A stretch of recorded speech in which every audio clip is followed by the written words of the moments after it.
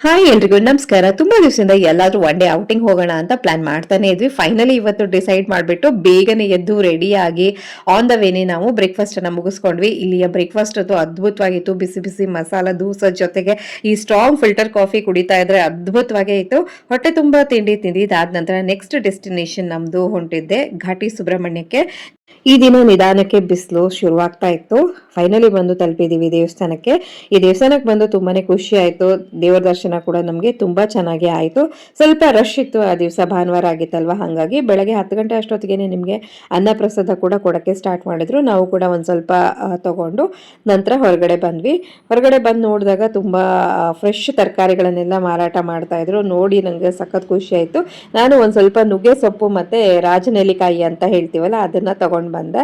So ಇದಾದ್ಮೇಲೆ next destination ನಾವು ನಂದಿ ಹಿಲ್ಸ್ಗೆ ಹೋಗೋಣ ಅಂತ ಅನ್ಕೊಂಡು ಹೋಗ್ತಾ ಇದೀವಿ.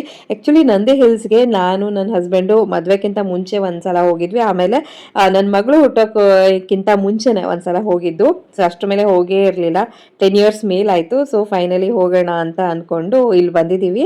ಆಕ್ಚುಲಿ ಮಗಳಿಗೆ ಫಸ್ಟ್ ಟೈಮು ನಂದಿ ಹಿಲ್ಸಿಗೆ ಬಂದಿದ್ದು. ಅರ್ಲಿ ಮಾರ್ನಿಂಗ್ ಬಂದ್ರೆ ತುಂಬಾ ಚೆನ್ನಾಗಿರುತ್ತೆ, ಬಟ್ ನಮ್ಮ ಅಷ್ಟು ಮುಂಚೆ ಬರಕ್ ಸಾಧ್ಯ ಇಲ್ಲದೆ ಇರೋದ್ರಿಂದ ಈಗೂ ಕೂಡ ತುಂಬಾ ಚೆನ್ನಾಗಿತ್ತು. ಬಿಸಿಲು ಕೂಡ ಒಂಥರ ಹಿತವಾಗೇ ಇತ್ತು.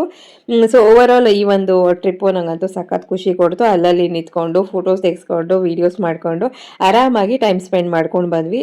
ಮತ್ತೆ ನನಗೆ ಇಲ್ಲಿ ನಂದಿ ಹಿಲ್ಸಿಗೆ ಬಂದಾಗೆಲ್ಲ ನಾನು ನನ್ನ ಹಸ್ಬೆಂಡು ಮುಂಚೆ ಬಂದಿದ್ದೆಲ್ಲ ಮೆಮೊರೀಸು ಬರ್ತಾ ಇತ್ತು. ಸೊ ಅದನ್ನೇ ಮಾತಾಡ್ಕೊಳ್ತಾ ಬಂದ್ವಿ. ಹಂಗೆ ಅದನ್ನೆಲ್ಲ ಮುಗಿಸ್ಕೊಂಡು ಬರೋಷ್ಟೊತ್ತಿಗೆ ಹೊಟ್ಟೆ ತಾಳ ಹಾಕ್ತಾ ಇತ್ತು.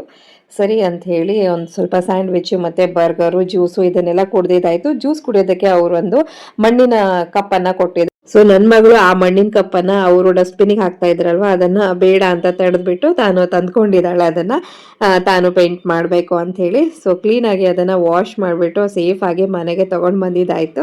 ಸೊ ಈ ವ್ಯೂ ಪಾಯಿಂಟ್ ಅಲ್ಲೆಲ್ಲ ಫೋಟೋಸ್ಗಳು ನಿಜವಾಗ್ಲೂ ಸಖತ್ ಚೆನ್ನಾಗೇ ಬರುತ್ತೆ. ಇದನ್ನೆಲ್ಲ ಮುಗಿಸ್ಕೊಂಡು ನಂತರ ಈ ಕೆರೆ ಹತ್ರ ಕೂಡ ಬಂದ್ವಿ. ಕೆರೆಯಲ್ಲಿ ಸುಮಾರಷ್ಟು ಮೀನುಗಳು ಕೂಡ ಸಾಕಿದ್ದಾರೆ. ತುಂಬಾ ಚೆನ್ನಾಗಿದೆ ಈ ಪ್ಲೇಸು.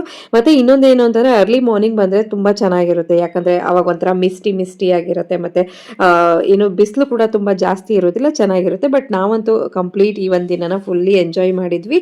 ಹಾಗೆ ನನ್ನ ಮಗಳು ಪೇಂಟ್ ಮಾಡಿದ್ ನೋಡಿ ಇಲ್ಲಿ ಹಾಕ್ತಾ ಇದ್ರಿ. ಇದಾಗಿತ್ತು ಇವತ್ತಿನ ಒಂದು mini vlog. Thank you for watching. Bye.